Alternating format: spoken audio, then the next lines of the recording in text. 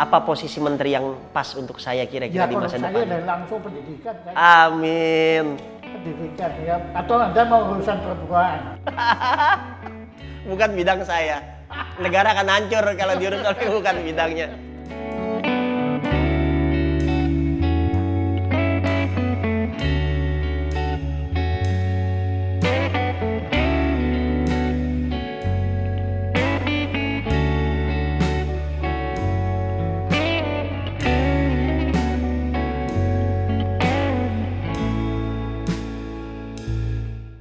Assalamualaikum warahmatullahi wabarakatuh. Salam sejahtera untuk kita semua. Bertemu kembali di channel Superku, Sumardiansyah Perdana Kusuma, mendidik, mencerahkan, dan mengangkat indeks kecerdasan bangsa.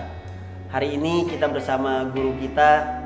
Saya sudah lama kenal dengan beliau dan cukup respect ya, salah satu tokoh nasional kita, Bapak Jaya Suprana. Apa kabar, Pak? Terima kasih. Ya, alhamdulillah. Jadi dulu kami bertemu di Museum Nasional ya Pak Jaya ya. Pak Jaya melihat wajah saya seperti heran dan bertanya, Anda mirip teman saya. Pak Jaya ingat siapa tokoh yang Bapak maksud yang mirip dengan saya? Siapa?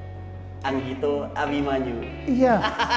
Iya. Gimana Pak Jaya? Iya. Dulu Anda juga masih pakai kumis ya? Saya ada sedikit kumis waktu itu. Iya. Sekarang kumisnya saya hilangkan. Iya. Dan saya sampaikan saya tidak ada hubungan darah dengan Anggito Abimanyu. Iya. Berawal dari situ Pak Jaya memperkenalkan saya dengan beberapa tokoh melalui grup Punakawan ya Pak Jaya ya. Dan sekarang alhamdulillah persahabatan kami bisa terjalin ya. Beliau salah satu guru yang pada kesempatan hari ini akan kita gali pemikirannya. Pak Jaya, kalau boleh tahu bagaimana Pak Jaya bisa menciptakan sebuah tempat di dalam mall yang megah berisikan pesan-pesan edukasi, yaitu Museum Rekor Indonesia. Sebetulnya apa yang mendasari Bapak untuk mendirikan Museum Rekor Indonesia? Dan teman-teman sekalian, kita hari ini syuting di sebuah gedung yang bernama Museum Rekor Indonesia di dalam sebuah mall yang dikenal Mall of Indonesia. Ada perpaduan antara bisnis, pergerakan ekonomi dengan nilai-nilai edukasi. Nah, bisa ceritakan sedikit Pak Jaya tentang sejarah berdirinya Museum Rekor Indonesia? Iya. Ya sebenarnya saya justru waktu berjumpa dengan Anda itu saya justru terinspirasi oleh Anda. Wah. Ya, betul. Ya, karena saya tidak menduga kalau Anda itu pada waktu itu sudah ketua Asosiasi Guru Sejarah. Pertama, buat saya sejarah itu jelas penting. Tapi Anda malah lebih penting dari sejarah karena Anda guru sejarah. Ya kita tahu kan bahwa ya kalau kita mau ngomong sejarah itu kan ya sebetulnya kan ditulis oleh yang menang kan, dan sejarah bisa berubah. Terakhir saya sedang mempelajari Oliver Cromwell. Itu aja sejarah tentang Oliver Cromwell itu aja kan dilihat siapa yang menulis dan betul. Siapa yang menyepakati. Betul. Ya dan waktu saya ke Belanda kaget sekali karena ketemu dengan Westerling dan beliau sangat dihormati di negeri Belanda sebagai pahlawan nasional, minimal pahlawan militer.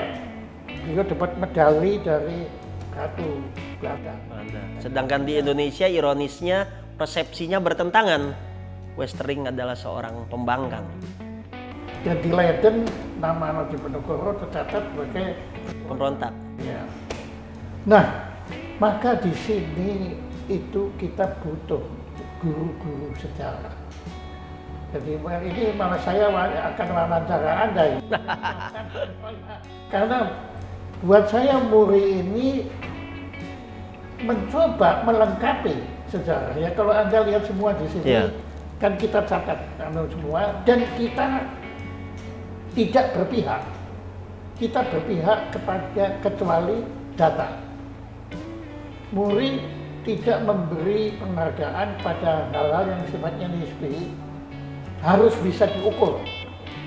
Kalau mau bilang negarawan yang terbaik atau perempuan yang paling cantik, ya, atau pemusik yang paling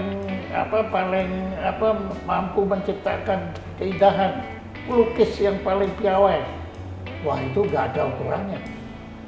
itu kita nggak berani menyentuh. Ya, kita nggak berani. Yang kita sentuh semua yang bisa diukur, yaitu ya ini, seperti ini, anunya Kak Seto, ya, anunya nggak beliau jelas, anunya semua diambil itu tari tari saman, ya, dengan puluhan ribu, 12.000 kalau nggak salah, itu semua kan bisa diukur, nggak bisa dibantah, itu kenyataan. Nah, kita melengkapi data-data Anda ini dengan data-data yang semoga ini tercatat dalam sejarah semua, ya, karena kita tentu jangan lupa pada Mbak Sukasa yang berkarya di bidang adi busana, ya, Emil Salim, ya, lingkungan hidup, iya. Ya, semua ini yang ada di sini adalah melengkapi. Nah, tadi maka pertanyaan Anda, dan ini nggak ada bisnis, ya, karena di sini semua orang masuk ke sini gratis. Cuma ya kalau bisa, kalau rombongan lapor dulu supaya nggak tabrakan. Oke, jadi dari penjelasan Pak Jaya, Museum Muri ini sebetulnya sangat bertalenta dengan sejarah, di mana Muri itu adalah sejarah. Basisnya adalah data, bukti, dan harus jujur Pak Jaya, ya. Karena ketika tidak ada kejujuran, sejarah berdiri tanpa moral, maka akan terjadi kehancuran. Sepakat tidak Pak Jaya dengan itu? Sangat sepakat, ya. Jadi ada data, ada bukti, jujur dalam sebuah basis moral. Nah, Pak Jaya, data pun masih bisa dibelokkan. Data pun masih bisa dimanipulasi, masih bisa dibelokkan. Saya kan pernah tinggal di Jerman. Ya. Nah, kita ternyata yang kita peroleh, maksudnya orang Indonesia ini, tentang sejarah Jerman itu ada lubangnya, yaitu waktu Hitler kalah itu nggak ada lagi sejarah Jerman. Setelah Perang Dunia Kedua berakhir. Ya, setelah Hitler kalah, dari Perang Dunia berakhir, kan sekutu masuk ke Jerman. Nah, kebetulan saya kan punya banyak profesor-profesor saya, itu sebagian termasuk Jugend, jadi tentara mudanya Hitler yang ditangkap. Dan mereka berkisah bahwa sebetulnya apa yang dilakukan terhadap mereka, memang mereka tidak digas, tetapi kalau nggak dikasih makan ya sama aja kan gitu. Ya, Pak Jaya, ada sebuah fenomena di kalangan anak muda ketika mereka lebih suka belajar mengenai sejarah Eropa, sejarah tentang perang, sejarah tentang Mussolini, Hitler, dibandingkan dengan sejarah Indonesia, terutama masa klasik. Lalu kemudian terlihat dalam sebuah fenomena justru bangsa Eropa, bangsa Amerika itu rasanya lebih menghargai terhadap sejarah dibandingkan dengan bangsa kita, bangsa Indonesia. Menurut saya itu warisan dari, terpaksa saya menyalahkan Belanda. Memang pada waktu itu Belanda memang mau menghapus sejarah Indonesia supaya kita nggak punya kebanggaan nasional. Supaya bangsa ini begini, bangsa kalau punya kebanggaan susah dijajah. Maka harus dihancurkan secara peradaban. Ya, cara menghancurkannya, sejarahnya jangan diajarkan. Yang diajarkan sejarah Napoleon, sejarah Rusia, ya, sejarah Jerman, sejarah Spanyol nggak begitulah, dan Amerika terutama, itu yang diajarkan. Jadi waktu itu saya juga terus terang, dan saya mata pelajaran saya, kalau Indonesia kan kita diceritanya dengan Arok gitu kan, adanya, cuma akhirnya yang lucu kan itu akhirnya sejarah dunia itu dominan. Tapi ada untungnya juga. Waktu saya ke Jerman itu mereka kagum sekali karena kamu kok tahu sejarah Eropa. Oh, kamu mau tanya apa, saya bisa jawab. Tapi mereka nggak tahu. Belum tahu sejarah Indonesia. Siapa mereka nggak tahu. Ya, ada keuntungannya juga. Cuma di situ Anda benar sekali bahwa itu terjadi satu pematahan peradaban sebetulnya. Pematahan peradaban. Tugas Anda untuk mengembalikan kebanggaan nasional ini. Ya, dan memang kalau kita melihat Pak Jaya itu dari kecil sudah di Semarang ya. Ada memori yang tersimpan dalam pikiran Pak Jaya tentang bagaimana Pak Jaya menjalani masa sekolah dari mulai SD, SMP, SMA, dan mata pelajaran sejarah tentu diajarkan. Ada kesan yang tersimpan dalam pikiran Bapak tentang pembelajaran sejarah di Indonesia yang Bapak alami ketika itu? Ya itu dia, dimana saya merasakan ya, tanpa saya sadari, tapi saya merasa kok kenapa kok yang saya, tapi ya senang juga karena cerita Napoleon juga menarik kan, anunya diceritain kok Napoleon ya. Kemudian tentang filsafat kok saya diceritainnya kok Plato, Aristoteles, itu enggak, itu orang Yunani ya anunya. Kemudian tentang peradaban, katanya yang pernah baca yang hebat itu Mesir. Ya padahal saya kan punya Sriwijaya, punya Sailendra, ya punya Majapahit. Kenapa kok kita justru kok saya merasa kurang? Glorify-nya itu kurang. Kesadaran itu muncul ketika masa prasekolahan dulu atau masa setelahnya? Setelah saya di Jerman. Setelah di Jerman, justru setelah jauh dari Indonesia malah tumbuh kesadaran kebangsaan. Oh, nanti dulu. Ya setelah saya tahu, guru-guru saya kan kagum terhadap kok saya tahu semua tentang sejarah peradaban Venesia. Saya bisa ngomong, mereka kamu belajar dari mana? Dan saya belajar di Indonesia.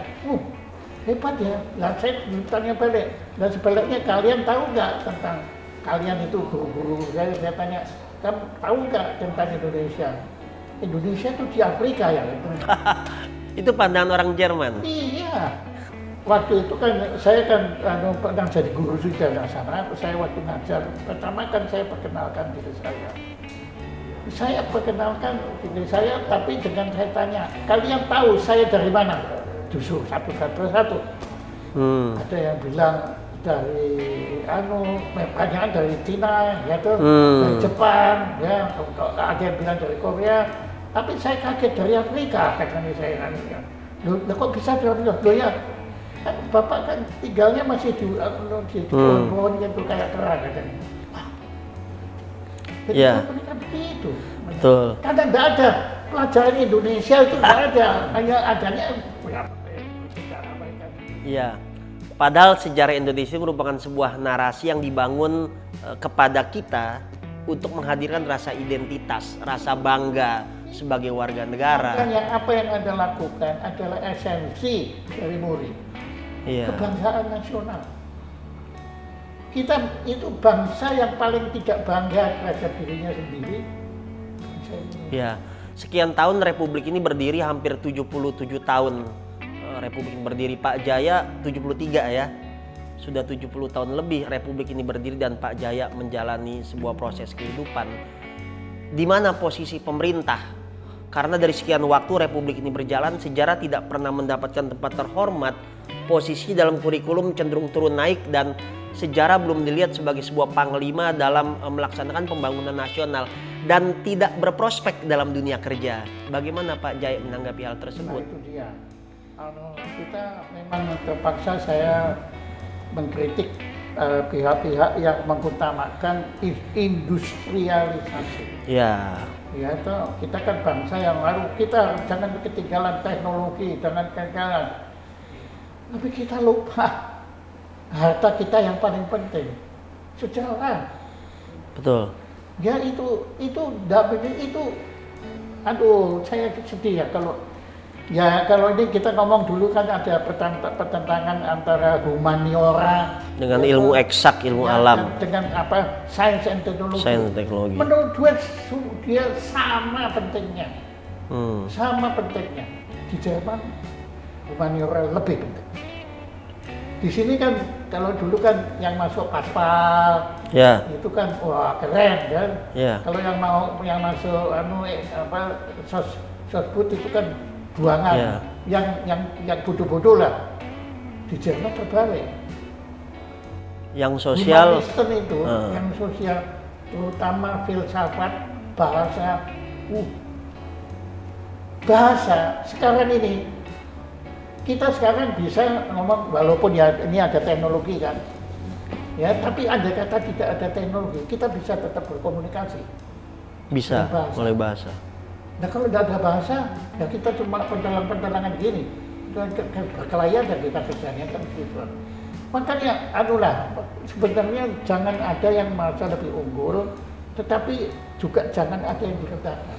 Ya, berarti ada kesalahan yang bersifat paradigmatik yang itu berimplikasi terhadap kebijakan yang kalau dari obrolan kita tadi itu sebetulnya diwariskan dari masa kolonial. Iya. Bangsa ini sengaja dijauhkan dari sejarahnya. Sehingga dengan dijauhkan dari sejarahnya, bangsa ini mengalami sebuah amnesia dan tidak memiliki arah dalam berjalan menuju masa depan. Anda pintar sekali. Saya mencoba menerjemahkan pikiran dari seorang Jaya Suprana ya. Ya, itu Anda. Dan makanya waktu saya ketemu Anda pertama, this is our goal, harapan kita untuk masa depan.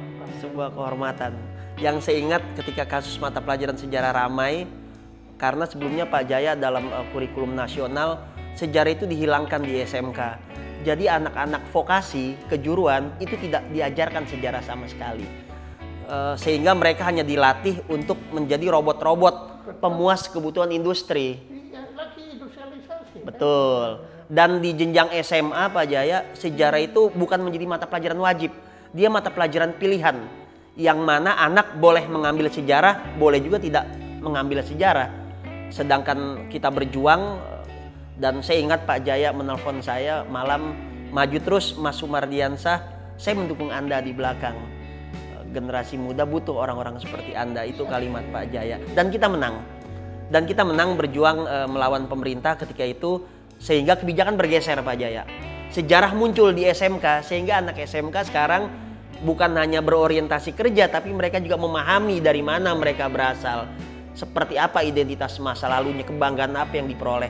Dan di SMA bukan sekedar pilihan, tapi menjadi sebuah kewajiban. Nah, tapi Pak Jaya, ironisnya mengapa para tokoh-tokoh nasional kita, para kaum elit, cenderung menjadikan sejarah sebagai alat legitimasi, sebagai alat retorika, nyaring dibunyikan ketika pidato, namun ketika masuk dalam sebuah kebijakan tidak ada keberpihakan kepada masyarakat dan kepada narasi kejayaan masa lalu.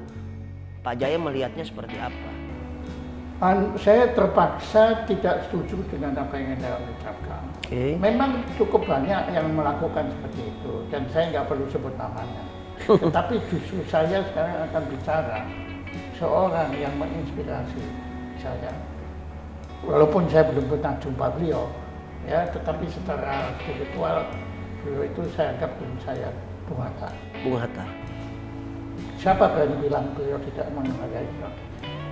Kalau Anda ke Belanda, kan beliau pernah diasingkan. Iya. Yeah. Di sana ada museum. Dan museum kau bukan sejarah. Museum kan sejarah, kayak Bungkring kan sejarah. Di situ kelihatan sekali bagaimana beliau dalam berjuang untuk masa depan Indonesia. Beliau pelajari masa lalu. Keren. Ya Ki Hajar Dewantara.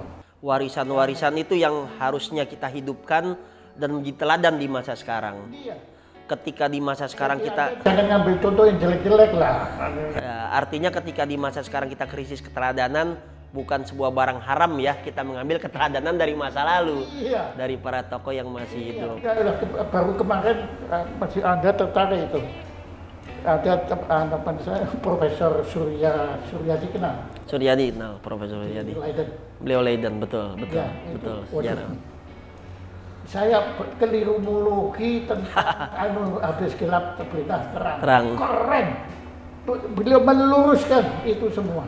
Ya. Sampai kemarin saya beruntung juga ada anak muda seperti Anda yang menjadi Direktur Utama Balai Pustaka. Itu akan menerbitkan kembali edisi Habis Gelap yang ada kata pengantar dari Abendanon. Berarti dari surat-surat asli Abendanon itu ya? Iya, tapi nanti dulu kita kan tahunya yang menerjemahkan Habis Gelap kan itu. Armin Pane? Bukan. Nah ini keliru. Oh iya. Iya. Nah itu perlu ada koreksi. Perlu ada pelurusan sejarah ya? Iya. Itu adalah 4 bersaudara. Oh iya. Orang Padang. Ya Bukit Tinggi lah. Iya. Minang ya. Nah, Profesor Suryadi itu meluruskan itu. Sendiri adalah orang Minang. Iya. Oh, dan saya sedang dengan beliau mau meluruskan sejarah Gajah Mada.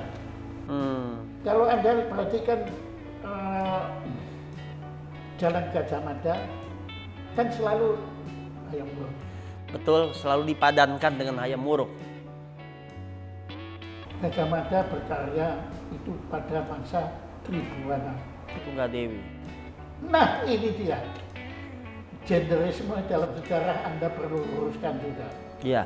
Seberapa besar kesalahan dalam sejarah, terutama sejarah Indonesia yang memang rasanya harus segera kita luruskan, dan kalau tidak diluruskan apa dampaknya bagi generasi muda ke depan? Daya di situ makanya generasi muda makin sadar bahwa yang kita warisi sekarang harus kita akui kan ditulis oleh Belanda. Betul. Dalam perspektif di atas geladak kapal. Iya. Dan tentu aja semua kan kayak Patimura segala kan ya dianggap pemberontak kan. Yeah. Kita kepada pahlawan. Nah, justru di situ bangsa Indonesia generasi muda sadar bahwa mari kita koreksi warisan-warisan. Yang benar kita terima, tapi kalau nggak benar nanti dulu. Ya, penjelasan sejarah berdasarkan Indonesia sentris dalam pandangan Pak Jaya, apakah jika kita galakkan secara masif, sistemik dan secara terus-menerus, apakah tidak khawatir akan terjadi sebuah rasa chauvinis yang berlebihan dalam kita memandang negara kita? Sedangkan tren dunia sekarang itu adalah sebuah pandangan global di mana kebinekaan itu dibangun berdasarkan karakteristik. Yang bilang saya tidak pernah setuju dengan apa yang terjadi ini global. No. Tidak setuju itu ya. Global. Saya dulu ngomong tuh apa yang terjadi ini yang dinamakan globalisasi. Ini adalah propaganda lagi kelompok-kelompok kapital yang kuat, negara-negara yang kuat. Mereka menyebutnya global untuk bisa menguasai negara itu. Dari awal saya bilang ini bukan globalisasi, ini globalisasi. Globalisasi. Ini adalah lanjutan bentuk baru neokolonialisme dari sisi pemikiran era modern ya. Ultra neo. Ultra neo. Ya, karena khawatir. Dia juga perkataan Anda, chauvinisme. Itu cinta kan? Betul. Apa salahnya cinta berlebihan? Pak Jaya melegalkan Adolf Hitler ketika rasa harga dirinya jatuh kemudian itu kan bangun jelas perang. Itu adalah pembeloan sejarah Pembeloan. yang situ. Dan saya selalu menjadikan contoh propaganda yang paling sukses itu Google. Iya. Nah contohnya, maka saya nggak suka public relation, nggak suka saya. Ya, karena public relation ini tergantung perawatan buat apa? Kosmetik untuk menutupi kebusukan. Betul. Nah itu berbahaya. Betul. Dan globalisasi itu hanya akan membuat penyeragaman, sedangkan karakteristik ciri dari masing-masing wilayah itu berbeda. Nah, Anda kalau mau bicara tentang itu, tentang globalisasi, Anda harus baca Huntington. Samuel, The Clash of Civilization, benturan peradaban. Ya. Ya. Apa yang beliau utarakan waktu itu ketawain kejadian. Akhirnya propaganda Francis Fukuyama dan Huntington menemukan realitasnya di masa sekarang ya. Oke, nah Pak Jaya, bagaimana peran? Kalau kan ada yang tanya Pak, saya setuju right or wrong my country. Saya nggak setuju. Buat saya Pak, wrong or wrong my country. Iya, iya. Sebab ngomong tentang right or wrong, kita bisa habis Pak. Iya, iya. Iya. Saya kan pernah ke Sri Lanka. Lama itu di Sri Lanka satu kuil besar. Iya. Di kita itu sosok antagonis Rahwana itu. Nah itu kan menurut Ramayana Valmiki itu India. Di Sri Lanka itu kuil besar. Saya itu sampai anunya tidak percaya ini apa di Rahwana. Ya. Rahwana. Ya, betul. Rawi Sinta itu ternyata jatuh cinta kepada Rahwana. Karena Rahwana itu Anda. Iya.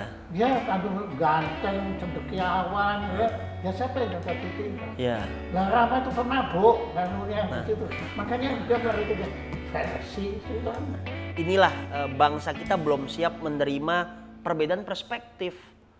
Sehingga cenderung kita merasa perspektif kita yang kita alami itu yang paling benar. Kenapa kok nggak terima? Wong anunya kita Bhinneka Tunggal Ika. Nah, Ya. bingung sendiri kan. Nah, ya udah. Makanya ya beginilah anunya. Belakangan yang saya nggak perlu sebut nama kan ada upaya antara lain kan tentang Bung Karno. Bung Karno, betul. Ya, tapi menurut saya Bung Karno sosok hebat kalau kita akui. Tapi sama dengan Bung Hatta, kan tetap manusia biasa. Iya. Ya pasti ada, ya apalah, bukan kelemahan, tapi ada hal yang mungkin kita nggak setuju. Iya. Ya di situ. Tapi why not? Ya kita hargai Bung Karno. Anunya sebagai apa yang telah diperdebatkan. Kalau tidak ada beliau kan ya kita 17 Agustus mungkin nggak ada kan. Ya. Walaupun sejarahnya pun macam-macam kan. Nah. Dan Pak Jaya menolak pengkultusan terhadap sebuah peristiwa terhadap tokoh? Pengkultusan saya nggak pernah setuju. Yang kita contohnya ya pengkultusan yang paling buruk adalah Adolf Hitler. Hitler. Stalin. Mao Zedong. Tapi kalau pengkultusannya seperti Ho Chi Minh, why not? Karena identik dengan pembebasan, bukan penaklukan, penghancuran. Ya. Kalau itu kan pesan Gus Dur. Pokoknya kamu Jaya, kamu harus berpihak ke siapa? Saya bilang, oh udah berpihak siapa? Ke yang tertindas. Iya. Ke yang lemah. Dan itu bisa berubah kan semua yang tertindas, yang lemah itu kan bisa berubah. Betul. Sebelum ini kalau Anda dengarkan wawancara saya dengan Ibu Sri Palupi dari Kosok, di situ Anda akan logika peradaban yang bisa terbalik-balik. Ya, terkait dengan sejarah, bagaimana Pak Jaya melihat peran orang-orang Tionghoa dalam pembentukan keindonesiaan?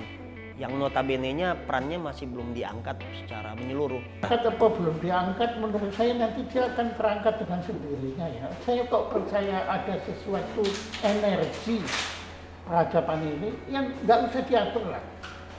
Ya kalau diangkat-angkat malah nanti akan menimbulkan feedback. Oh, begitu, sesuatu jika didesain, dirancang akan menimbulkan. Karena tidak otentik, tidak jernih, ya, tidak tulus. Cepat biarkan aja.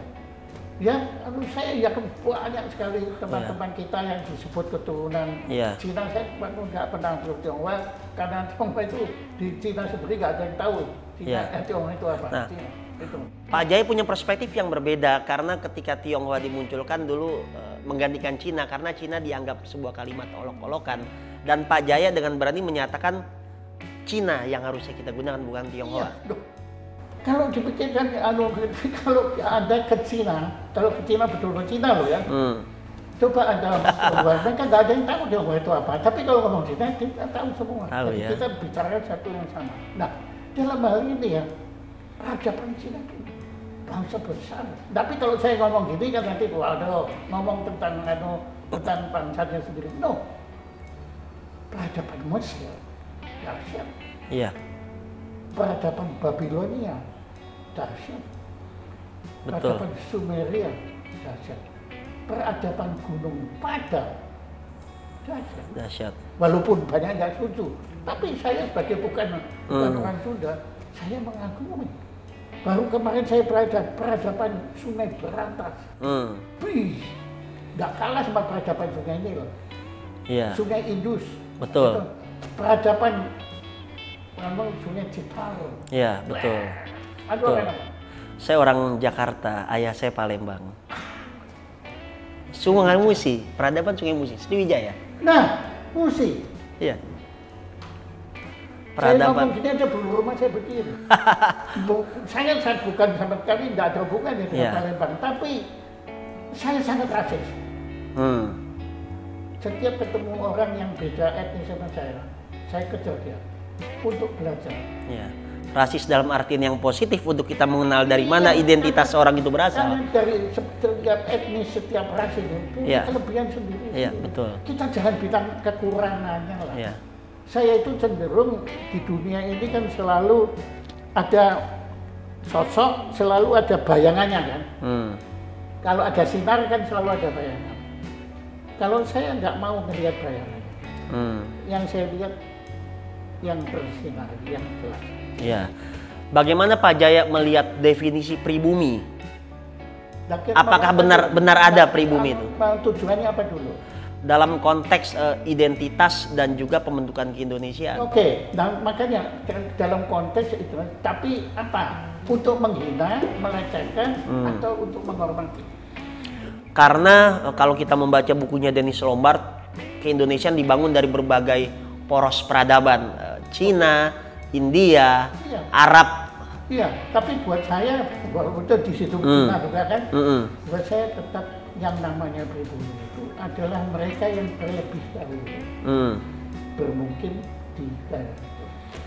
Seperti pribumi Amerika Serikat. Ya, orang-orang Indian. Pribumi Australia. Pribumi Fiji. Pribumi Viking. Iya. Islandia. Ada pribumi kan?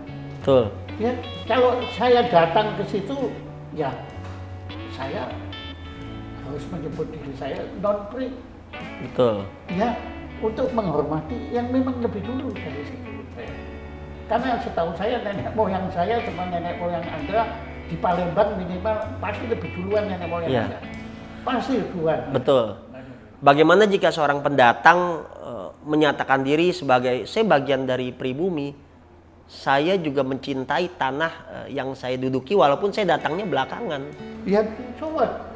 Jadi ada ikatan hati yang akhirnya mempersatukan, bukan dilihat dari siapa yang datang lebih dulu, tapi dari ikatan hati. Meragukan?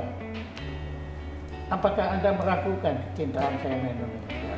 Saya sangat meyakini Pak Jaya sangat mencintai Indonesia. Makanya kan tidak perlu terus saya bilang, saya non-pri. Karena kembali ke yang tadi ya, sesuatu yang diungkapkan terus-menerus malah tidak tulus. Iya, karena kalau buat saya kalau ditanya siapa Pak Pak Jaya itu siapa? Saya manusia. Dibilang pianis saya nggak berani kok. Dibilang kartunis nggak berani saya. Dibilang penulis nggak berani. Bilang apa? Peminat sejarah, oke, peminat sejarah berani. Tapi guru sejarah pasti nggak. Ya, anunya. Saya apa? Manusia. Manusia. Tapi kalau mau diurutkan, oke, manusia. Kan ada namanya warga Indonesia.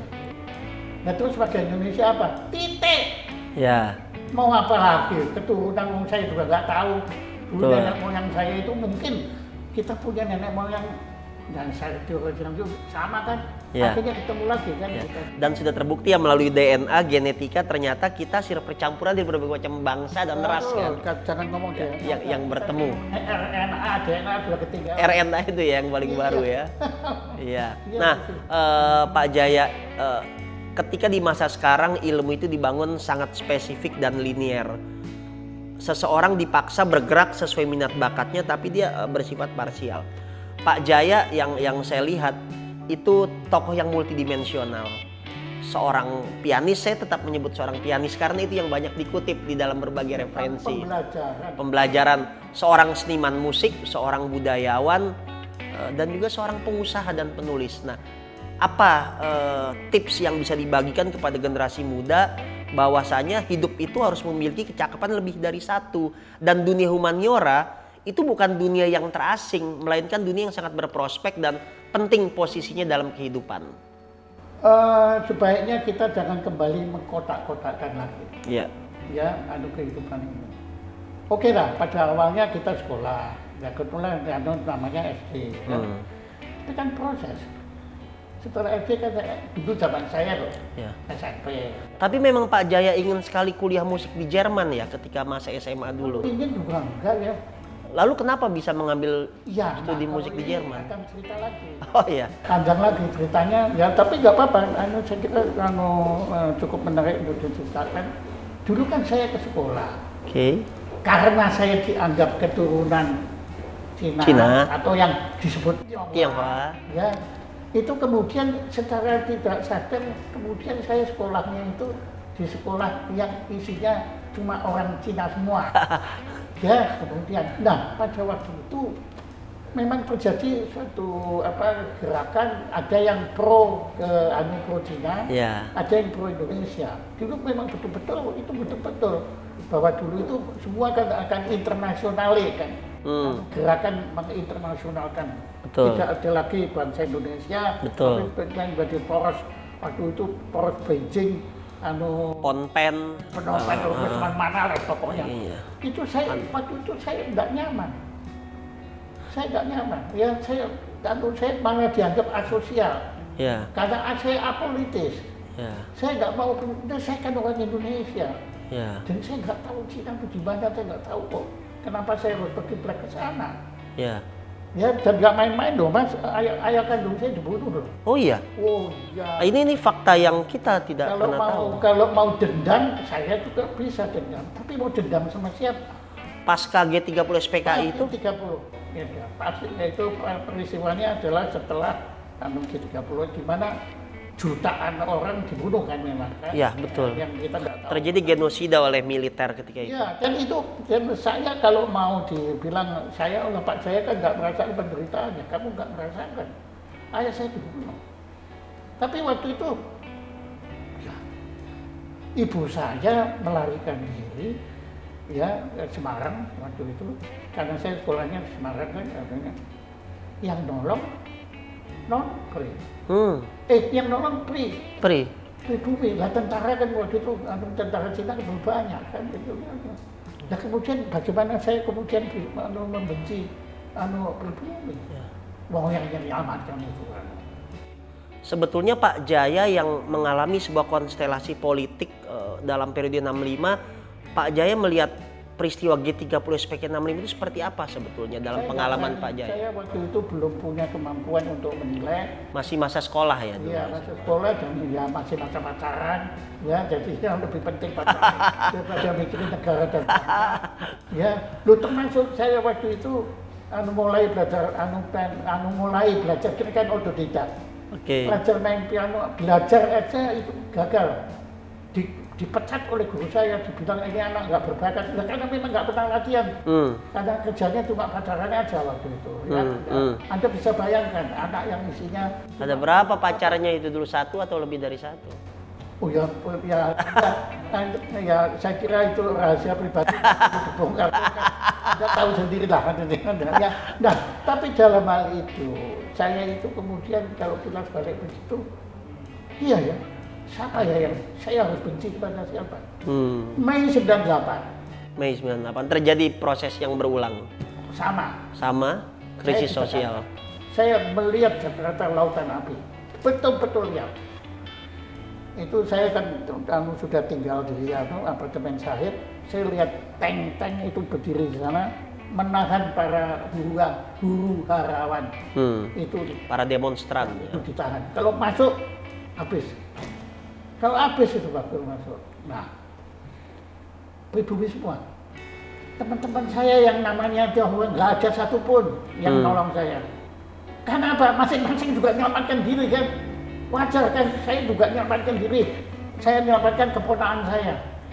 Enggak waktunya. Tapi driver saya waktu itu. Iya. Teman saya yang menyelamatkan saya dari Semarang, dari Jakarta ke Semarang berbunuh. Kok saya bilang, kok saya berani-beraninya bilang bahwa ini rasis? Enggak. Mei 98 bukan rasis. Kalau G30 saya tidak berani ngomong. Tapi kalau Mei 98 saya bilang itu tragedi kemanusiaan. Karena apa? Karena dua sila kita belum tercapai. Ya, yang sila kedua dan yang kelima, keadilan sosial untuk seluruh rakyat Indonesia belum tercapai. Jadi murni karena persoalan ekonomi yang berakibat konflik sosial pada periode 98. Tapi kan ada kelompok tertentu yang mau mengurus dia untuk memanfaatkan untuk dapat visa ke Amerika Serikat. Ya, bicara Pancasila Pak Jaya. Saksi hidupnya yang bisa bicara itu Sandiawan Supardi. Oh iya. Pribumi lagi, bukan Cina. Iya, betul. Tadi disebut mengenai Pancasila, kita punya 4 azimat yang dikenal 4 pilar Pak Jaya. Pancasila, Bhinneka Tunggal Ika, NKRI, dan Undang-Undang Dasar 1945. Apakah tidak cukup 4 azimat ini menciptakan kedamaian bagi seluruh masyarakat Indonesia, sehingga sampai masa sekarang selalu ada rasa ketakutan, rasa saling curiga, stereotip, sehingga bangsa ini mudah dibakar melalui berbagai isu yang terutama sifatnya sara. Artinya azimat-azimat ini tidak berfungsi, atau persoalannya bukan di azimatnya tapi mentalitas bangsa ini, atau ada skenario dari luar yang memang membuat bangsa ini gak akan pernah bisa stabil. Ya, memang teori yang paling mudah ya, kalau mau nyalakan ya ada skenario. Ada skenario. Kalau saya enggak. Jangankan Anda bicara tentang Pancasila, Bhinneka Tunggal Ika, tadi NKRI dan Undang-Undang Dasar. Agama aja apa sudah berhasil? Agama. Saya nggak bicara Indonesia, saya bicara dunia. Iya. Ya, agama kan lebih dulu dari Pancasila kan. Betul. Walaupun saya melihat di Lumbini ada Pancasila tapi versi Sanskrit. Versi Sanskrit. Lain, Betul. Lain, Betul. Buddhisme. Ya oke. Nah, agama kan sudah semua tertuliskan di dalam Kitab suci. Al-Quran, Alkitab, Ya. drama, dan Ya. lain-lainnya semua. Tuhan apa? Buktinya Masih terjadi kekacauan. Amerika Serikat yang ngaku negara demokrasi itu pembunuhan, penembakan massal itu kayak gitu. Apa sih sebetulnya? What is wrong? Manusianya. Dan memang saya sudah memperingatkan setelah bulan Februari tahun 2020, saya mulai sudah memperingatkan. Ingat, ini siklus 100 tahun terjadi. Pagebluk. Itu kan 1918. Dulu 1918 terjadi. Tapi sebetulnya mulai dia mengglobal 1920. Beberapa itu baru mulai, ya, tapi mulainya. Jadi itu siklus 100 tahun. Ya, hati-hati. Sejarah akan berulang. Ya, kalau kita tidak hati-hati, saya bilang pertama resesi ekonomi. Oke. Itu depresi. Nah, kemudian hati-hati akan tumbuh tokoh-tokoh seperti Ya, artinya seorang diktator akan lahir ketika negara dalam kondisi kacau balau, begitu. Iya. Apakah Indonesia akan mengarah ke sana? Semoga tidak. Karena Indonesia kan sudah mengalami G30S itu. Tapi kita pernah mengalami fase pasca 65 melahirkan seorang diktator. Hanya pasca reformasi belum terlihat diktator. Sosoknya, mungkin dari kebijakannya kita bisa berdebat. Saya bilang semoga tidak. Ya. Semoga tidak. Saya tidak bicara Indonesia. Tapi bukannya tren dunia itu pemimpin diktator itu akhirnya hancur dan berguguran ya, seperti di Timur Tengah, Amerika Latin. Iya. Tapi buktinya kan tumbuh lagi. Tumbuh lagi. Ya, Stalin juga hilang kan? Ya. Tumbuh keluar apa? Bicara demokrasi Pak Jaya, saya pernah berpikir seperti ini. Kenapa harus ada demokrasi? Sedangkan jika seseorang sanggup memimpin dalam waktu yang lama, adil, amanah, mengapa harus dibatasi? Pak Jaya melihat posisi demokrasi itu memang sesuai dengan karakteristik bangsa ini, atau sebetulnya bukan demokrasi, tapi pemimpin yang adil, yang amanah, yang mampu menciptakan sebuah kondisi keadilan sosial tadi. Jadi bukan soal berapa lama dia memimpin 1-2 periode, tapi apa yang dia laksanakan selama memimpin. Di mana Pak Jaya melihat posisi demokrasi?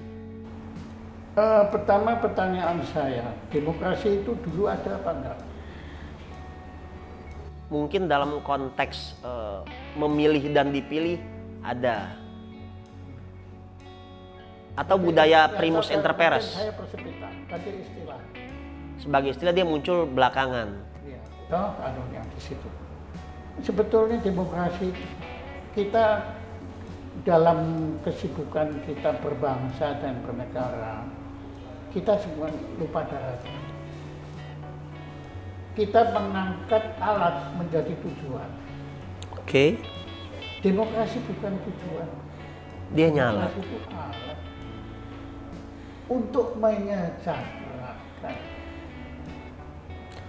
Artinya kalau alatnya itu tidak berfungsi atau tidak berhasil, Nggak perlu bisa kita betul, ganti tadi alatnya. dulu. Alatnya bahkan bisa tidak ada. Alatnya bahkan bisa Tapi yang penting adalah niat niat. dan laki-laki ketulusan manusia dalam menggunakan alat tersebut untuk apa? Maka kalau saya melihat nanti Bung Hatta, saya kembali lagi ke Bung Hatta. Beliau itu menjadikan demokrasi bukan tujuan, tapi alat. Keren Pak. Dahsyat sekali. Dan kemarin saya baru tahu waktu saya terlalu waktu beliau ada di mana di Banda dibuang Di Banda Neira. ya Banda Neira itu beliau bikin kapal sendiri.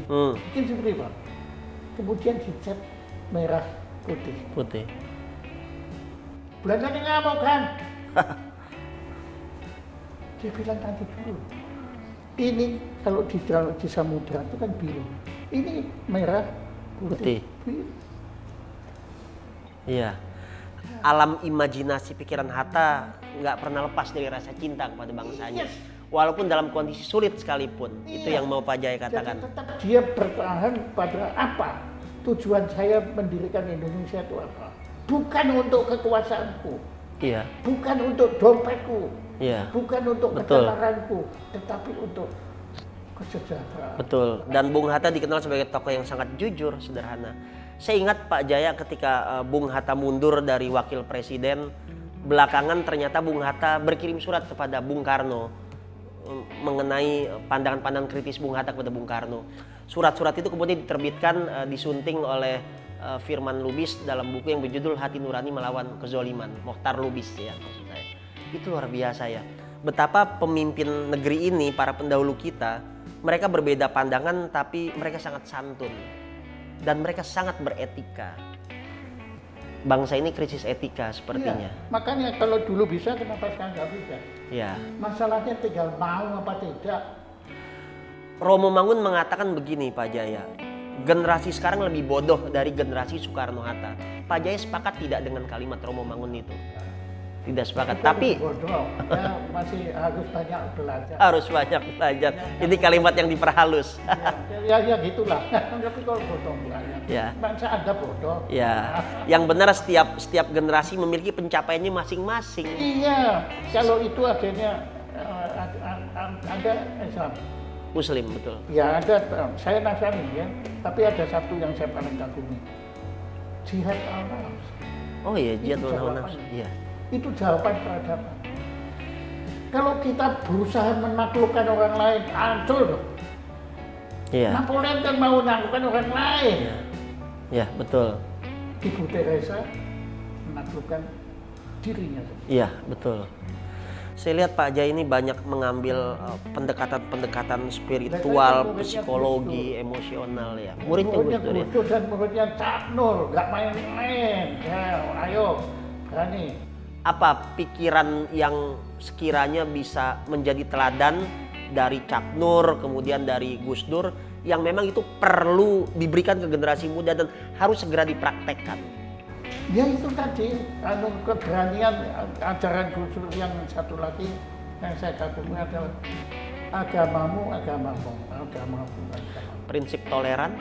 Ya itu dia tadi, dia kan agama yang, agama itu kan sebetulnya urusan masing-masing. Maka tadi saya agak nggak enak juga tanya agama Anda, cuma supaya saya bisa bicara tentang jihad tadi, karena saya nggak malu mengakui.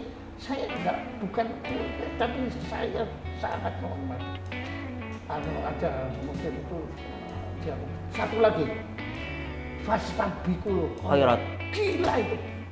Berlomba-lomba dalam kebaikan. Ngeri Pak. Saya waktu dengar itu, wah gila itu. Ya sebetulnya begini kan, kalau secara kronologi itu kan agama Timur Tengah ini kan sebetulnya kan yang duluan kan Yahudi. Agama Samawi, betul. Ya, Jadi kemudian datang Nasrani. Kemudian, jadi ini saya yakin Yahudi bagus, Nasrani melengkapi, Islam menyempurnakan dalam konteks itu. Fastabiqul khairat. Wah, Bagaimana dengan penghayat kepercayaan yang pemerintah akhirnya melegalkan melalui keputusan Mahkamah Konstitusi? Agama pribumi sepakat ya Pak Jaya. Hukumnya wajib itu. Artinya bukan hanya soal samawi, ya. Anda nggak dukung, awas. Ya.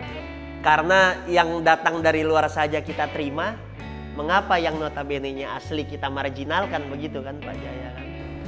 Kalau kita mempelajari pemikiran-pemikiran itu Ilageligo Makassar, Baduy. Ya. Dan ternyata perjuangan penghayat itu sudah dibangun ketika sidang BPUPK dan PPKI. Salah satunya Wongsonegoro, termasuk Ki Hajar seorang teosofi, mereka seorang penganut kebatinan. Kalau Anda mau tahu yang bikin lagu Indonesia Raya, Wage Rudolf? Ahmadiyah. Iya. Betul, kita tidak berani dengan jujur mengakui hal-hal yang bersifat kontroversial seperti itu. Ini nanti dalam waktu dekat saya wawancara seseorang yang akan bicara disertasinya dia. Ya. Adalah Ahmadiyah. Tentang Ahmadiyah. Ya, nanti. Yang mana pengikut Ahmadiyah yang kita lihat di berbagai media cenderung terdiskriminasikan. Bukan cenderung, ya memang sudah, bukan maunya dieliminasi bahkan kan. Ya. Ya, itu genocide. Genocide ya. Pak Jaya terakhir ini sebagian sejarawan kemudian guru-guru sejarah berusaha untuk menjadikan Nusantara sebagai poros peradaban. Karena sekian lama kita menyadari perspektif global itu dibangun kitanya sebagai penonton. Pak Jaya setuju untuk kita memunculkan kembali sebuah dialog Plato mengenai Atlantis dan berani menyatakan yang disebut Atlantis itu adalah Indonesia. Saya nggak peduli Atlantis. Nusantara is Nusantara. Kenapa kalau kita mau mengantarjadikan Nusantara? Walaupun imaji Nusantara didekatkan dengan Atlantis. Saya nggak peduli. Ya. Karena Profesor Santos Oppenheimer mengarah ke sana, termasuk Gunung Padang, itu bagian dari imajinasi itu. Iya, loh. Ya nanti itu kalau semua. Nah ini, saya belakangan sedang mendalami satu bidang baru, mungkinomologi. Mungkinologi. Ilmu-ilmu tertentu masih berkutat pada kemungkinan. Ya. Begini, kuantum aja Betul. belum bisa Pak dibuktikan. Tapi tidak bisa dibuktikannya, benernya nggak bisa, tidak benernya Pak juga nggak bisa. Karena otak kita itu adalah sangat terbatas. Otak saya mampu menganalisa jari saya, tulang saya, pencernaan saya, jantung saya, mata saya. Tapi begitu sampai otak, macet. Apa ya otak itu? Dia tidak bisa. Mau jelaskan itu dia termakan sendiri. Kenapa? Karena memang Tuhan menciptakan kita tidak sempurna. Agar kita tidak terkeburu. Wah, kalau kita tahu sempurna semua, enggak ya, Tuhan kita singkirkan. Kita ambil kudeta, kita jadi Tuhan. Dan itu enggak mungkin. Iya. Artinya makanya memang dalam arti ini, kita bicara sejarah. Sejarah itu sebetulnya kita masih masuk mungkinomologi. Kalau yang terutama arkeologi ya. Ya. Itu semua ya kan Gunung Padang kan diperdebatkan. Ya katanya ada pakai katanya itu kan baru, ada yang bilang lama. Lama pun karena pembuktikan dengan radioaktif kan. Betul. Radioaktif nggak eksak Pak. Ada virusnya. Ya akan akan benar kalau lingkungannya nggak berubah. Nah, yang mana ada lingkungan nggak berubah? Iya. Waktu ini kan perubahan, Pak. Betul. Kalau macet ya bukan waktu lagi kan sudah berhenti kan. Nah, maka di sini menarik sekali. Akhirnya kita harus akui. Oke lah, kita harus akui, kita terbatas. Betul. Ya, kalau saya malah cenderung Nusantara itu saya junjung mati-matian tanpa peduli Atlantis. Saya nggak suka Atlantis itu sebagai dongengan saya mati, tapi saya bilang Nusantara itu Nusantara. Itu yang nyata jejaknya ada, dan itulah imajinasi yang dekat dengan kebatinan kita sebagai orang Indonesia. Kenapa? Makanya kan saya sudah bersyukur, saya sudah berhasil mengajak teman-teman mendeklarasikan Hari Filsafat Indonesia. Kenapa kita belajar gitu? Loh, saya menarik belajar Nietzsche, Schopenhauer, Tuhan telah mati. Sartre, semua. Ya. Jadi kita punya Ki Hajar Dewantara. Ya, betul. Dan kita punya di hadapan saya Sulman Diansyah. Ya. Anda filosof, siapa berani bilang Anda bukan? Iya. Cuma Anda tidak menyandang diploma. Betul. Tapi ya, Ismail Marzuki tidak menyandang diploma apapun. Dia seorang komposer terkenal. Legenda. Karya-karya beliau jauh lebih hebat ketimbang Iya. karya saya Betul. yang punya diploma. Nggak ada artinya saya dibanding. Betul. Ini dibanding seorang gesang. Jadi talenta tidak harus selalu dibuktikan dengan tingkat pendidikan. Oh, akademi nggak ada. Tapi bagaimana hasil karyanya bisa Iya, dinikmati, iya. membawa dampak bagi Ki masyarakat. Hajar Dewantara dahsyat, Pak. Iya. Ngeri, Pak. Kalau saya itu Tut Wuri Gandayani yang jadi pegangan untuk TNI itu kan. Banget. Betul. Maka Bangsa. saya mendirikan Muri karena itu, Pak. Iya. Saya bangsa Indonesia. Maka saya kenapa kok saya minta mau menghargai bangsa saya kok berkiblat ke orang asing? Saya hargai bangsa Indonesia. Karena ini bagian dari kejayaan masa lalu kita yang harus kita inventarisir dan kita wariskan ke generasi penerus. Insya Allah ini akan terus terus berkembang. Mengapa Pak Jai tidak membuat sebuah sekolah dari mulai pendidikan dasar sampai perguruan tinggi? Karena saya sendiri belum berani kecuali sekolah Musik. aja. Kalau yang lain saya merasa saya masih harus belajar kok saya mengajar.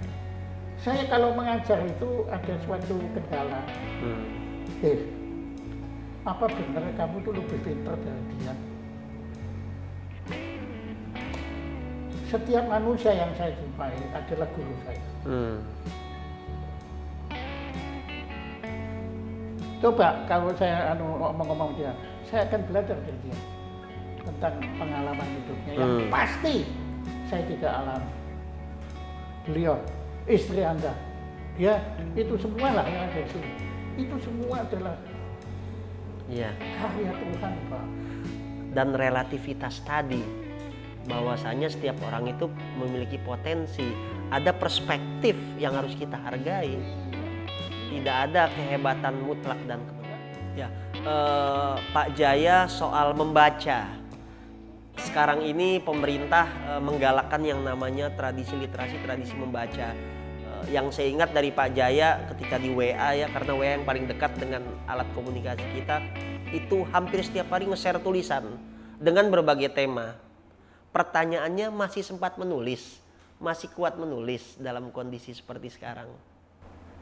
Ya sebetulnya dikuat-kuatkan, ya dikuat-kuatkan. Gini, buat saya membaca itu buku saya puluhan ribu, ya mungkin ratusan ribu. Ya. Sampai? Apa? Sampai ratusan ribu. Oh iya, kan saya koleksi dari remaja kan sampai sekarang dikumpulkan. Ya. Tapi belum masuk muri ya? Saya kira enggak, mungkin ada yang lebih ya. Ada yang tapi lebih. sebagian juga saya sumbangkan ke itu sekolah tinggi ilmu filsafat. Karena rumah saya sama apartemennya nggak cukup. WC penuh, kamar tidur penuh semua. Tapi nggak apa. Itu buat saya makan. Nah saya kan sudah cukup lama makan, Pak. Harus saya keluarkan. Menulis. Iya. Menulis. Dan dalam menulis itu, Pak, saya makin tahu bahwa ternyata saya nggak tahu apa-apa. Betul. Ya, makin banyak saya baca buku dan makin saya banyak menulis, makin tahu kalau saya nggak tahu apa-apa. Betul. Karena alam semesta ini dahsyat, Pak. Iya, betul. Ya mau ngomong apa? Mau ngomong cincin, ya cincin itu. Itu aja itu bahannya apa dulu. Kemudian riwayatnya, peradaban, bagaimana emas dulu sampai merubah wajah pada dunia. Ya sampai sekarang. Ya, betul. Ada emas ini harganya katanya segini. Kok ya nurut kita, kok ya mau nurut, itu harganya segitu. Ya pasar kan kemudian itu. Enggak ada habisnya. Jadi kalau ada alasan, wah kita nggak ada bahan untuk menulis itu bukannya nggak ada bahan, tapi karena kebetulan kita nggak punya apa kesadaran apa yang mau kita tulis. Dan lagi-lagi kembali ke niat, kembali ke kesadaran tadi ya. Dan kita memahami kata pram, menulis itu adalah bagian dari kita untuk mengabadikan pikiran-pikiran kita. Walaupun saya akui semua, tapi jangan kita remehkan budaya lisan. Ya, apa betul. yang kita sedang lakukan ini, tapi ini kan direkam kan? Betul. Kalau dulu kan nggak direkam. Betul. Itu juga nilai peradabannya tinggi sekali. Betul. Itu sebuah kekuatan intelektual, hanya ekspresinya yang berbeda ya. Medianya. Bahkan saya ingat tulisan di Leang Patae, di Sangkulirang, di dalam goa, artinya bukan hanya dalam bahasa Latin, bahasa tulis, tapi simbol-simbol tapak tangan, gambar hewan. Itu sebuah kekuatan intelektual. Betul, betul. Betul, betul. Sehingga ukuran aksara bukan hanya huruf Latin ya Pak Jaya ya, bukan hanya alfabet, tapi simbol-simbol itu. Matematik itu aksara loh Pak. Aksara, betul. Nah itu kan saya juga sekarang sedang mendalami matematik. Gila Pak, itu filsafat, metafisika. Betul. Termasuk bahasa, semantika. Ngeri Pak. Betul, betul. Dan akhirnya semuanya ketemu Pak. Semuanya ketemu. Ilmu makin tinggi, ilmu itu kan ketemu sama. Iya.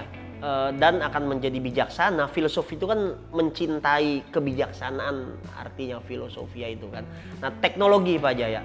Perkembangan teknologi di satu sisi membuat kita bisa mengakses berbagai informasi dan juga membuat kehidupan menjadi lebih berwarna.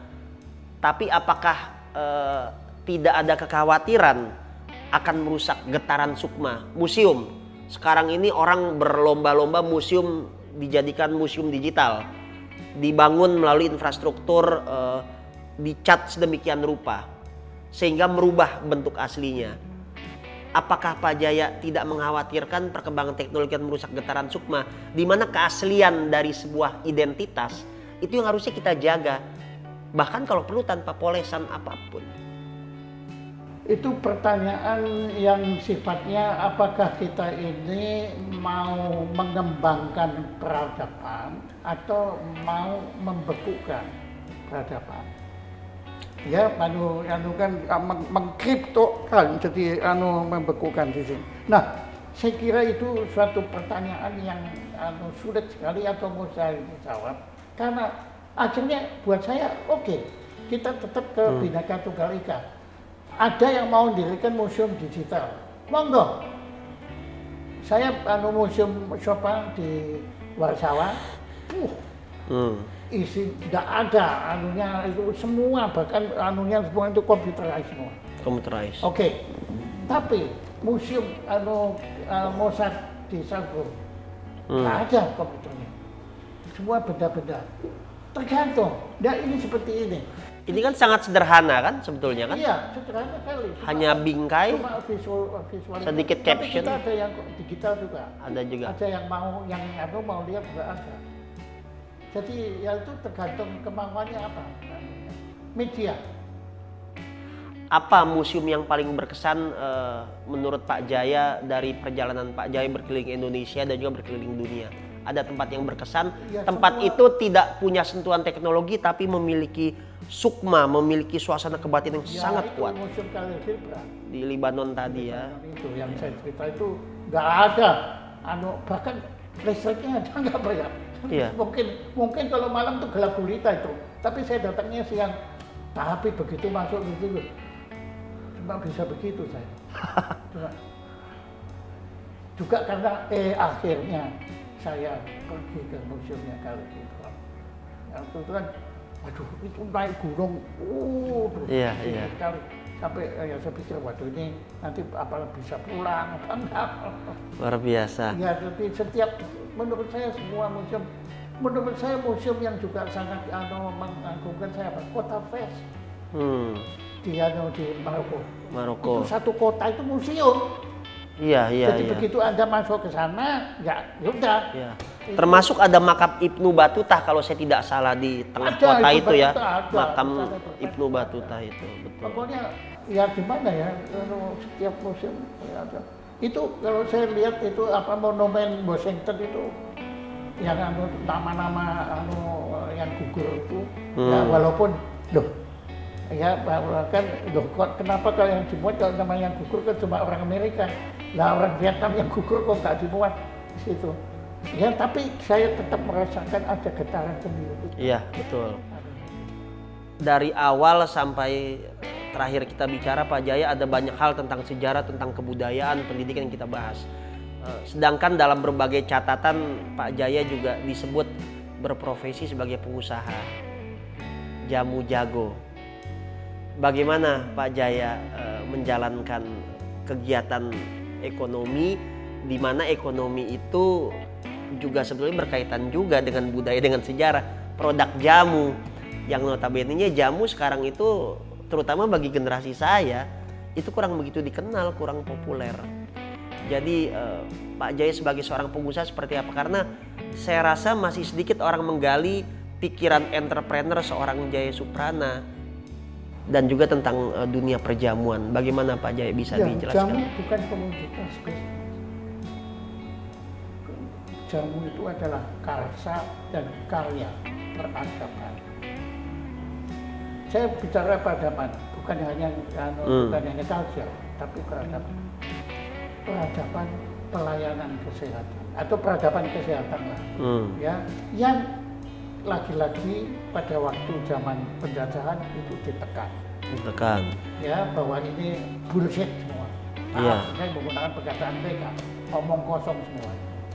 Ya, yang benar itu obat farmasi.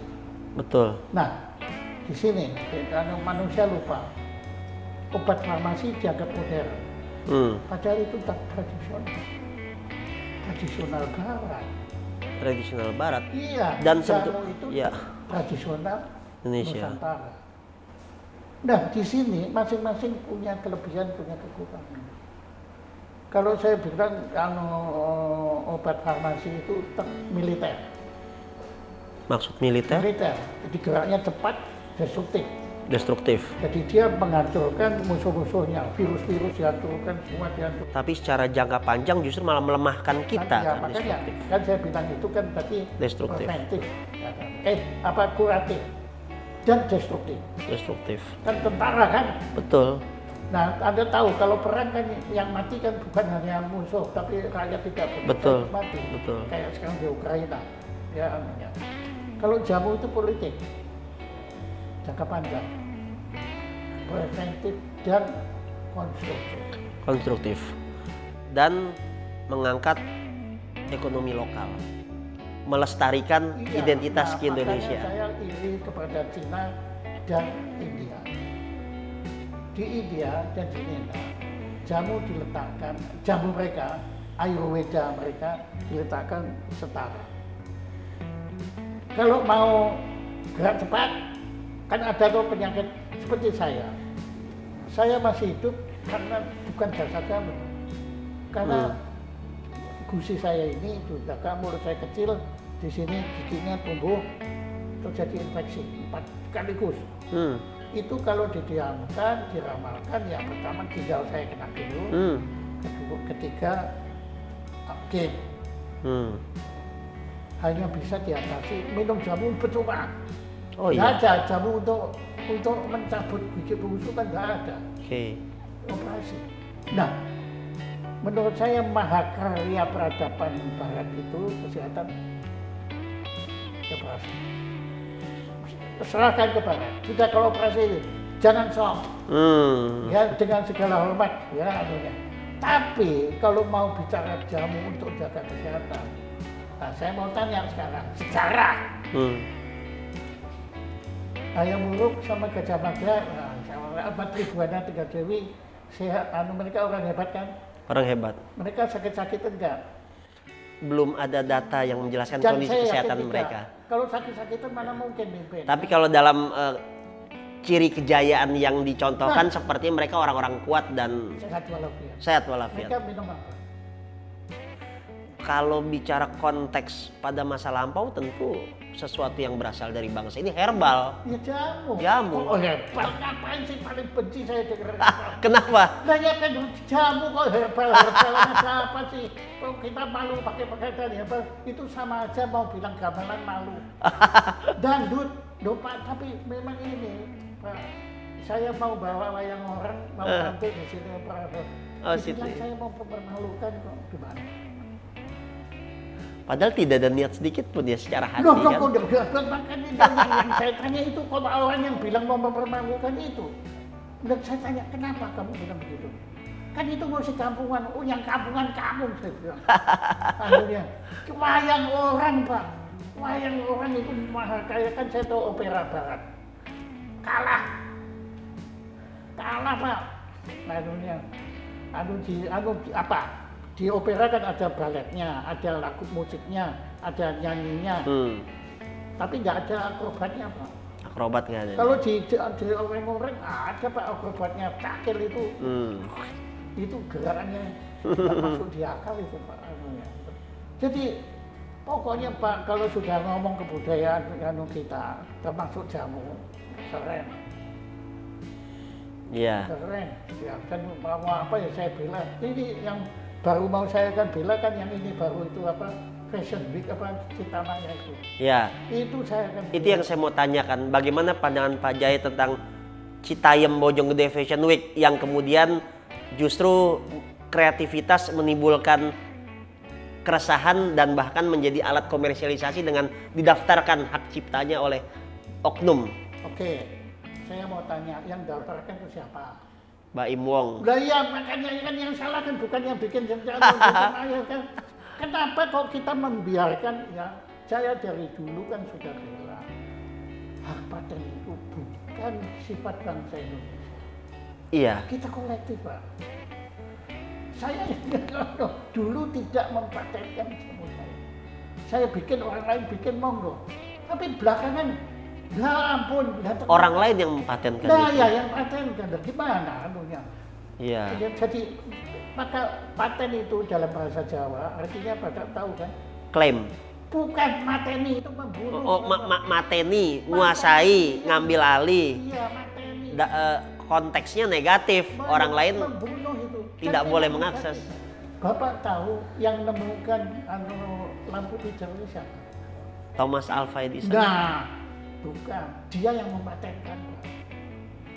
Itu hasil penelitian. Itu orang banyak. Banyak. Pak. Itu 100 tahun sebelum dia patenkan di Place de la Concorde itu sudah ada orang Prancis yang menemukan itu. Tapi dianggap mainan. Mereka tidak menganggap itu sama seperti Citamaya. Mereka menganggap ini kan hiburan. Iya. Tapi ada yang pintar dalam tanda kutip. Iya. Matenkan itu. Ya, itulah Pak Jaya lebih menyukai sebetulnya pemikiran itu harus bersifat kolektif. Iya. Bermanfaat silakan gunakan tanpa terjebak pada klaim 1 2 3 orang begitu yang kan. Bisa ya silakan mention di situ ya monggo itu tulisan saya di komen kan demokratisasi. Iya. Ekspresi berbusana. So what? Dan Pak Jaya mendukung Jakarta Fashion Week itu tumbuh di berbagai sudut kota, iya, di berbagai saya wilayah. Tahu di Braga sudah mulai. Di Semarang, di Bojong, Malang, Ya. semua. Tapi bagaimana dengan konsekuensi ketika fashion show itu kemudian melanggar aturan-aturan seperti aturan lalu lintas? Boleh toh Bapak ya. Kalau bikin jalan macet ya jangan. Nah, artinya pemerintah harus mampu menginventarisir, memfasilitasi, bukan membubarkan dan mematikan kreativitas. Saya ngomong di Dukuh itu. Ya. Itu ya sudah lah. Kalau memang itu ya sudah. Pada saat itu diselenggarakan, ya sudah itu jadi pedestrian. Ya. Paris Fashion Week di pedestrian Bapak. Ya. Artinya pemerintah harusnya beruntung ada sebuah inspirasi Madrid, ya yang muncul. Madrid. Madrid, pemerintah. betul. Dalam seminggu itu jadi pasar semua. Betul. Waktu hari-hari biasa itu lewat. Di kota saya dulu belajar itu setiap hari Rabu pelataran katedral jadi pasar. Beautiful, alun-alun, tetes alun-alun. Ya, memang ke depan arahnya kehidupan harus terbangun secara inklusif dan kreatif. sesuai dengan Itu urusannya cipta Pak rasa Sandiaga karsa Uno. masyarakat ya, Urusannya Pak Sandiaga Uno itu. sebagai Menteri Iya, Ekonomi Kreatif. Ya, sahabat Superku, dari awal sampai akhir kita bicara dengan Pak Jaya, polanya zigzag Pak Jaya. Nggak ada polanya. Ya, lompat-lompat zigzag ya. Chaos. Chaos. Random. Tapi tentu ada banyak nilai, ada banyak hikmah yang bisa kita peroleh. Perspektif Pak Jaya, pikiran-pikiran Pak Jaya, bagaimana beliau menjawab tentang kehidupan, itu adalah sebuah teladan yang bisa kita ambil. Dan harapannya Pak Jaya di usia yang ke-73 ya Pak Jaya ya, kita berharap Bapak selalu sehat Pak. Nggak tahu Harapannya dia lalu bisa aja sehat. besok pagi saya sudah game ya, dan ini merupakan wawancara saya terakhir. Dan itulah kenangan antara saya dan Pak Jaya jika memang waktu itu terjadi. Tapi bukan hanya Pak Jaya yang seperti itu, saya pun berpotensi sama. Belum tentu besok saya masih bisa bernafas. Karena Anda adalah manusia. Karena kita adalah manusia dan kuasa Tuhan tidak mungkin bisa kita raih. Walaupun prediksi bisa, tapi tidak selalu akurat. Oh, prediksi nggak ada yang akurat Pak. Misalkan prediksi ya kalau akurat baru diaku. Tapi kalau enggak, kalau gagal dia bukan gitu. misalkan orang sakit, ini sakit keras nih. Ini hampir meninggal nih kan prediksi. Tapi bisa saja Tuhan berkehendak 100 tahun usia dia berjalan kan. Tapi perhatikan, kan saya punya teman-teman yang tukang ramal kan. Iya. Yang mereka curang Pak. Mereka bilang, loh ini ya ramalan saya berhasil, yang ini. Iya. Tapi mereka nggak cerita yang nggak berhasil, nggak ceritakan. Dan Pak Jaya sangat egaliter. Usia saya 34 menuju ke 35, Pak Jaya 73 ke 74. Saya 2 kali lebih tua kan. Beliau sudah tokoh nasional, saya baru merintis menjadi tokoh nasional. Sudah toh. Oh sudah. Syukurlah disebut seperti itu oleh seorang Bapak Jaya Suprana ya. Guru sejarah. Amin. Doakan saya Pak bisa terus berjuang Pak. You have the potensi minimal. Ya. Minister. Amin. Minimal. Amin. Mengenai di atasnya terserah Anda. Mau ke parpol mana. Dan kalau tidak ada ambang batas kepresidenan. Amin. Apa posisi menteri yang pas untuk saya kira-kira di masa depan? Ya dan langsung pendidikan kan. Amin. Pendidikan ya. Atau Anda mau urusan perempuan? Bukan bidang saya. Negara akan hancur kalau diurus oleh bukan bidangnya. Ya sahabat Superku, itulah harapan-harapan seorang Jaya Suprana. Dan beliau adalah teladan bagi kita semua. Kembali kita berharap beliau sehat. Pikiran-pikirannya bisa terus kita pelajari dan menjadi role model dalam menjalani kehidupan. Dan Pak Jaya, tentu kita berharap warisan yang Pak Jaya tinggalkan benar-benar menjadi benda wakaf. Artinya siapapun bisa mengakses, melintasi ruang dan waktu. Ya, saya kira semua itu akan baik jadinya kalau Anda menjalankan ajaran jihad ta'al dan fastabikul khairat. Sudah Pak, Putin, Zelensky itu juga ada Pak, itu nggak masuk hitungan semua itu. Mereka kan bersaing untuk berbuat keburukan. Betul. Ya, dan mereka tidak menaklukkan diri sendiri, maunya naklukkan orang lain. Sudah gitu curang, cari musuh yang lemah lagi. Putin kan curang itu. Iya. Ya kalau mau nyerang ya Cina sana, jangan sampai Ukraina, kalau memang berani. Dan menyerang saudara sendiri, nenek moyangnya, karena kan nenek moyang orang Rusia Ya, dari kalau Ukraina. Kalau diurutkan ya Ruskivnya kan, ya, Ruskiv. waktu Hitler pun ya dia juga menyerang dirinya sendiri juga kan. Karena Austria kan sebetulnya juga sama dengan Jerman, Polandia kan. Betul, mereka Sejarah. merupakan satu garis keturunan ya. Ya, jadi saya kira kita juga bisa banyak belajar dari para tokoh yang buruk tadi itu. Iya. Karena dengan itu kita belajar untuk tidak berbuat seperti dia. Maka buku saya satu bukannya pedoman menuju bahagia, tetapi pedoman menuju tidak bahagia. Karena kebahagiaan Anda dengan saya beda. Iya. Beda. Ya tahu Anda. Saya pakai sarung ini kan bahagia. Anda pakai sarung malu kan di situ ya. Nah, tetapi ketidakbahagiaan kita sama. Iya. Pasti sama. Saya rasa saya akan bangga mengenakan pakaian seperti Pak Jaya. seandainya saya menyadari motif dibalik mengapa Pak Jaya mengenakan pakaian panjang seperti ini. Iya, karena ini ya, kalau saya melihat ini, kalau saya lihat batik ini, nah Ya. ini sama. Batik ini dengan jamu adalah mahakarya peradaban ini. Ya. Nusantara dah, aduh ya, kalau mau kita lebih lanunya tadi. Ya itu dari setiap motif ini kan berbeda. Ini kan pengaruh dari geometrik Islam, gitu. Dan pengaruh dari geometrik Barat Belanda masuk semua itu. Cina masuk semua di sini.